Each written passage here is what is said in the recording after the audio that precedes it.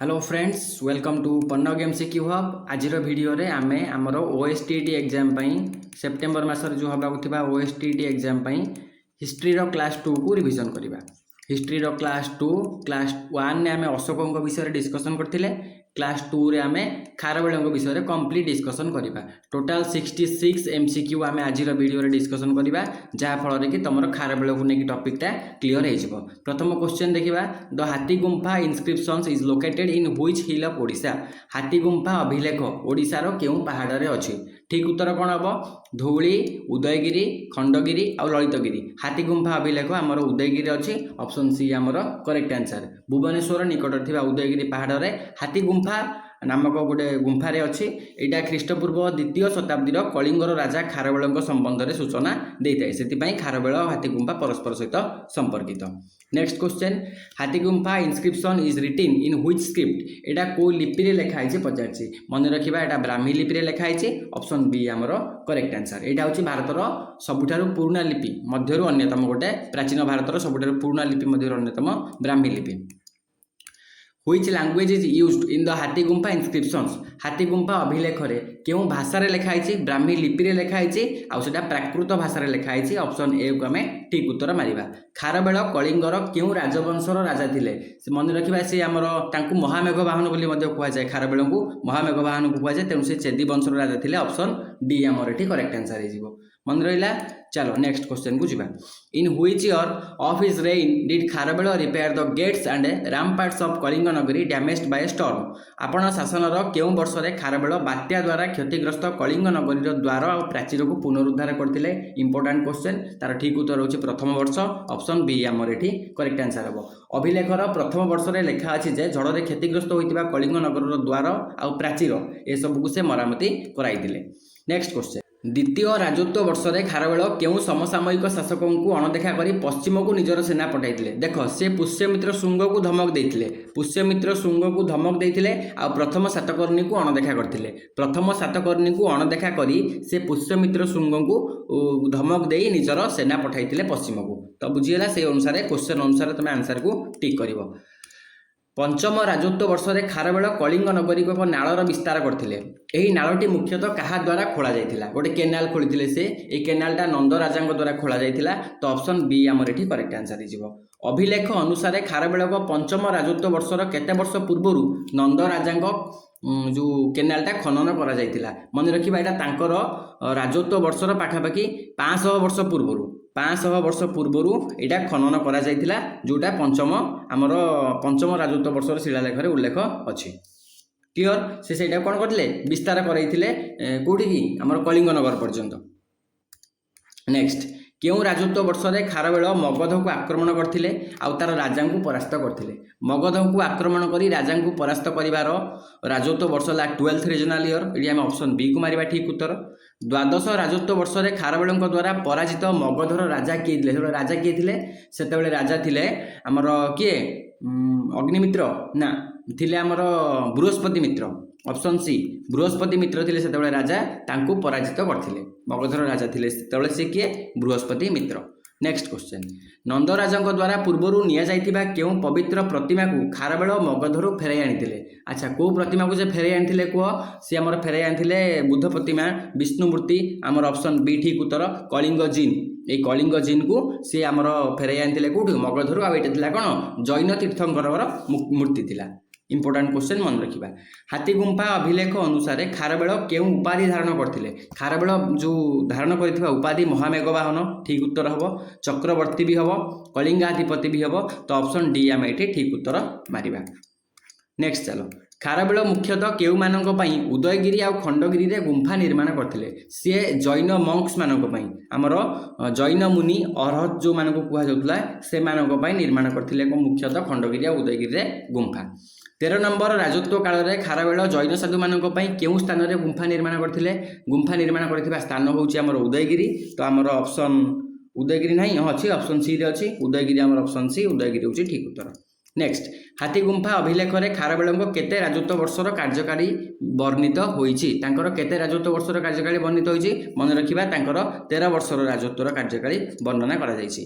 खारवेल आगमन खबर शुणी मथुरा को फेरी जाउथुबा ग्रीक राजा नाम कौन खारवेल आगमन खबर शुणी भय मथुरा को फेरी जाउथुबा ग्रीक राजा नाम थिला मिनांडर ऑप्शन ए मिनांडर थिला तांको ना आमर जतबेले खारवेल तांकर अष्टम राजत्व वर्ष रे खारवेल आक्रमण खबर शुणिला जो ग्रीक राजा मिनांडर सेतबेले से भय मथुरा को रिटर्न करिगला।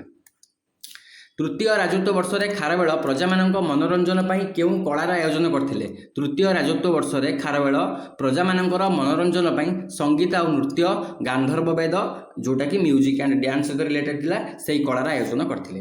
युवराज भावे अभिषिक्त हेबा समय रे खारवेलଙ୍କର बयस थिला मात्र 16 वर्ष। इंपोर्टेंट क्वेश्चन परीक्षा पई आसी पारे मन रखिबा ताकू। এই 66টা क्वेश्चन देख तुम केतरा ठीक कर पार्छ मते कहबो केते बयस रे खारवेल महाराजा भावे सिंहासन आरोहण कले महाराजा भावे से 24 वर्ष रे सिंहासन आरोहण कले ऑप्शन सी हमर एटी करेक्ट आंसर हो। केउ राजत्व वर्ष रे खारवेल रठिक और भोजक मानकर गर्व चूर्ण करथिले रठिकस एंड भोजकस रठिक और भोजक मानकर गर्व चूर्ण करथिले से तांकर चतुर्थ वर्ष रे ऑप्शन बी हमर एटी करेक्ट आंसर हो। नवम राजत्व वर्ष रे खारवेल विपुल अर्थ व्यय रे केउ प्रसाद निर्माण करथिले से गोटे महाविजय प्रसाद निर्माण करथिले तो आमर ऑप्शन सी रे अछि महाविजय प्रसाद ठीक उत्तर हम। नवम वर्ष रे निर्माण करथिले मन रखिबा।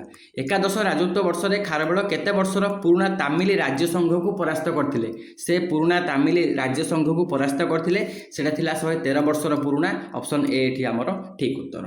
नेक्स्ट हाथीगुंफा अभिलेख रे खारवेल को सबु धर्मर आदरकारी भावे केउ शब्द रे वर्णना करा जायछि सबु धर्मर आदरकारी सर्वपाषंड पूजक तांको कुहा जाय तो हमर ऑप्शन ए एठी correct answer.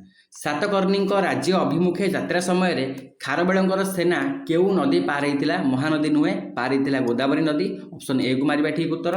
Next question हाथीगुंफा Udayagiri पहाड़र केउ पार्श्व अवस्थित एक प्राकृतिक गुंफा हाथीगुंफा उदयगिरी पहाड़र उत्तर पार्श्व ऑप्शन ए आमर एठी करेक्ट आंसर उत्तर पार्श्व अवस्थित हाथीगुंफा। इंपोर्टेंट क्वेश्चन 1825 मसीह हाथीगुंफा अभिलेख प्रथमे किए आविष्कार करथिले अध्ययन करथिले जो आमर हाथीगुंफा अभिलेख को किए अध्ययन करथिले ए स्टिरलिंग आमर ऑप्शन सी रे अछि ए स्टिरलिंग होछि ठीक उत्तर।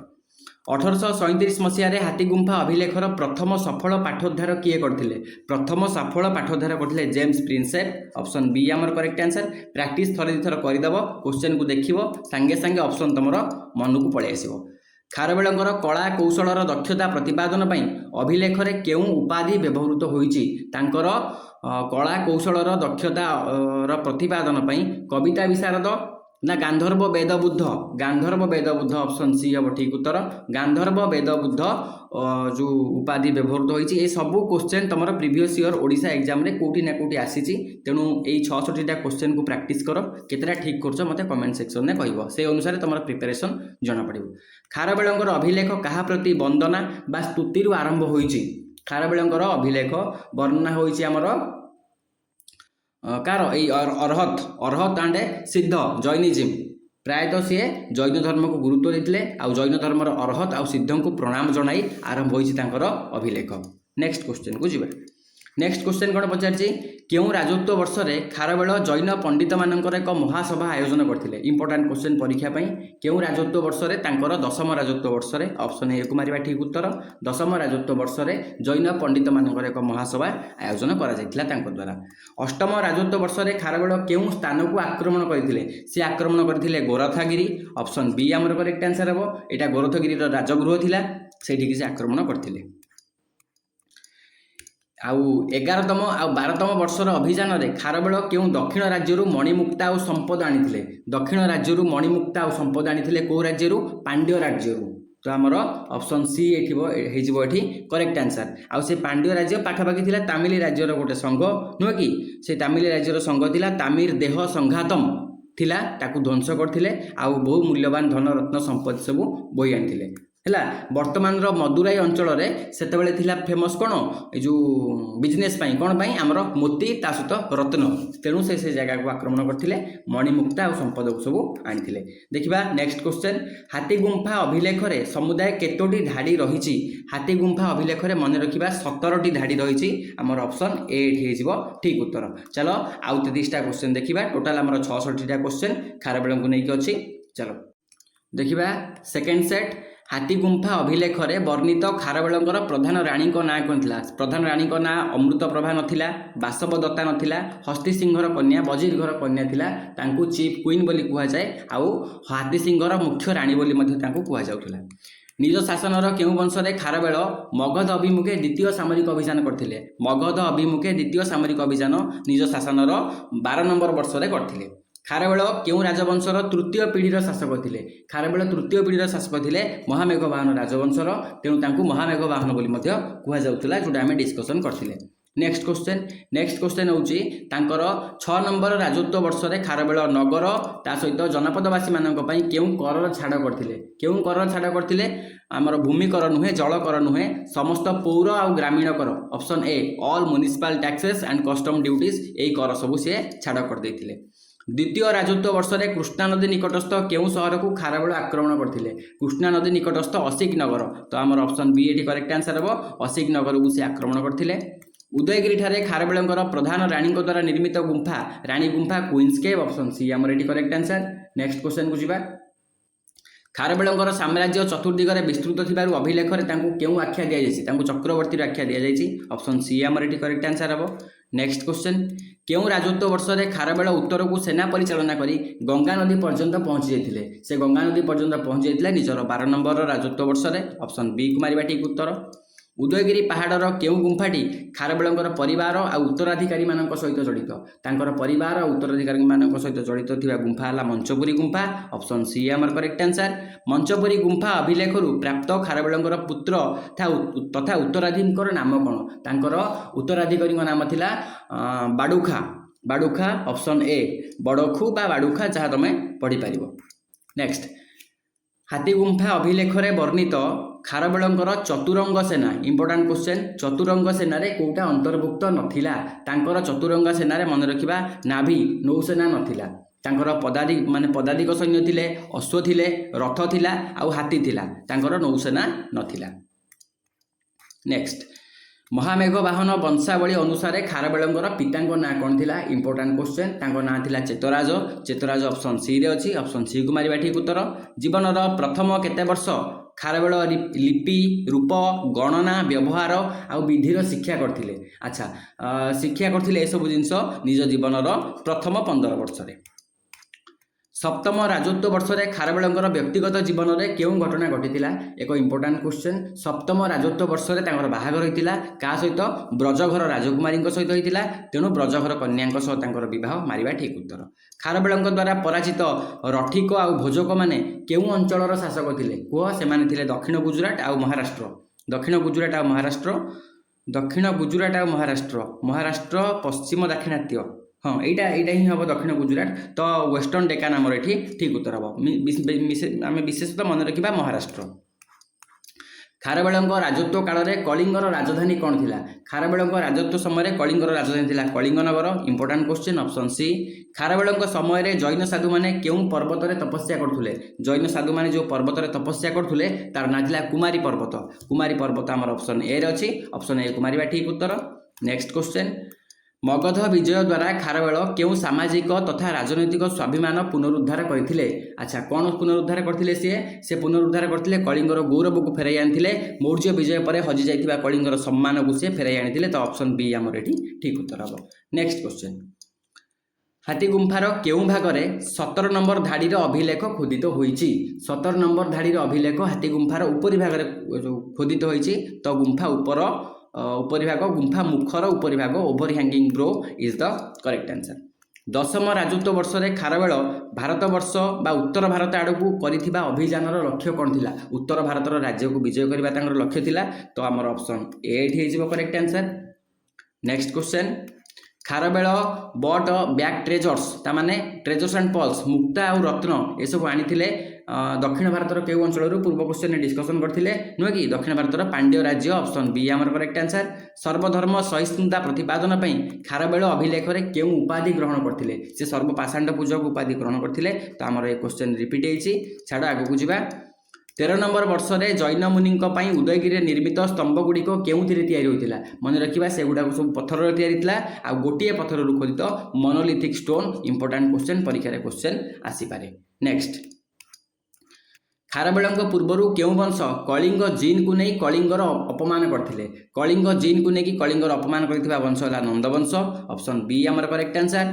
नंदराजा द्वारा निर्मित नालटी केते वर्ष पुराना थिला केते वर्ष पुराना थिला पाखापाखि 300 वर्ष पुराना थिला नुहे कि। चलो नेक्स्ट क्वेश्चन को जिबा। क्वेश्चन नंबर 26 उदयगिरी खंडगिरी रे गुंफा खोलाइबार मुख्य उद्देश्य कौन थिला उदयगिरी आ खंडगिरी रे गुंफा खोलाइबार मुख्य उद्देश्य थिला जो जैन साधु माने थिले सेमानक वर्षा दिन आश्रय ऑप्शन सी आमर एठी ठीक उत्तर। हाथी गुंफा अभिलेख रे खारबेल को खेमराज बोली कुहा जायछि खेमराज रो अर्थ कोन खेमराज रो अर्थ होछि कल्याणर राजा क्षेम और कल्याणर राजा peace and prosperity king of peace and prosperity important question मन रखिबा। अभिलेख रे खारबेल को साधु और सन्यासी राजा बोली दर्शाइबा केउ शब्द व्यवहार करा जायछि तांकू किंग ऑफ मंक्स बोली कहिबाकू केउ शब्द रे कुहा जायछि जो जहार अर्थ होछि किंग ऑफ मंक्स धर्मराज महात्माराज भिक्षुराज यतिराज हबो ऑप्शन ए ठीक उत्तर। नेक्स्ट क्वेश्चन को जिबा। राजकुमार बड़खुंक अभिलेख उदयगिरीर केउ गुंफारे मिले अच्छा राजकुमार बड़खुंक अभिलेख उदयगिरीर मंचपुरी गुंफारे मिले तो आमर मंचपुरी गुंफा ऑप्शन डी रे अछि ऑप्शन डी को मारिबा ठीक उत्तर। राजगृह निकट में खारबेल पहुँचवा खबर पाई केउ ग्रीक राजा मथुरा को पलायन करथिले क्वेश्चन मु कहिछि तो तमे मते यार आंसर मते कमेंट सेक्शन में कहबो। वर्तमान उदयगिरी पहाड़ रे केतोटी मुख्य गुंफा संरक्षित होइक अछि वर्तमान उदयगिरी पहाड़ रे मन रखिबा 18टी मुख्य गुंफा ऑप्शन बी को ठीक उत्तर मारिबा। खंडगिरी पहाड़ रे केतेटा अछि खंडगिरी पहाड़ रे 15टा अछि खंडगिरी रे 15टा सेठी 18टा आ खंडगिरी उदयगिरी मिसी गला 33टा नुहे कि ये थिला हमर खारबेल को नै कि 66टा एमसीक्यू तापर पार्ट रे हम समुद्रगुप्तଙ୍କ विषय डिस्कशन करिबा। जदि वीडियो आपण मानको भल लागिला ताले लाइक शेयर और सब्सक्राइब करिवे। ए 66टा क्वेश्चन नु केतेरा आपण माने ठीक कले मते कमेंट सेक्शन में कहिबे। थैंक यू जय हिंद।